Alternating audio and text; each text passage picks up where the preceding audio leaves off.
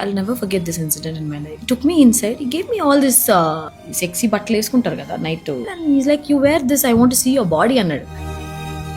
I was thinking ఇలాగ ఎన్ని మంది అమ్మాయిలు ఇలా చేసుంటారు. That incident, one incident, నాకు విజువల్ గానే I can never forget that. I've lost 2 of my brothers. And మా నాన్నగారు చిన్నప్పుడే చనిపోయారు. ఫస్ట్ అది వదిలే, అది it's too emotional if I start talking about it. ఈ డ్రెస్ నువ్వు వేసుకోకు అని చెప్తే నువ్వు మాట వింటావా, నీకు నచ్చినట్టు చేస్తావా? నేను మాట వింటాను. I'm like that. సో నీ ఒపీనియన్ ఏంటి ఈ dressing whatever? Dress responsible.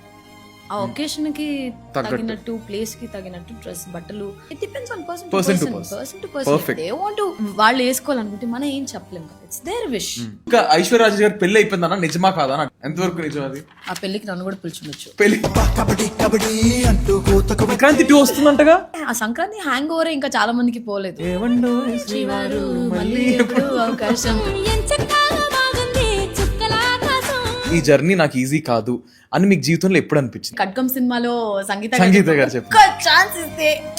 There are days that I also felt like. మా అమ్మ ఒక మాట అనింది ఎప్పుడు, అమ్మలో నువ్వు ఆ కలర్ వచ్చుంటే I don't think so you would have made it till here. 500 rupees birthday parties host చేస్తాను. Something that I could support my mother. సిన్సియర్గా ట్రై చేస్తే ఏ ఇండస్ట్రీలో దేవుడు అనేవాడు ఒక ఛాన్స్.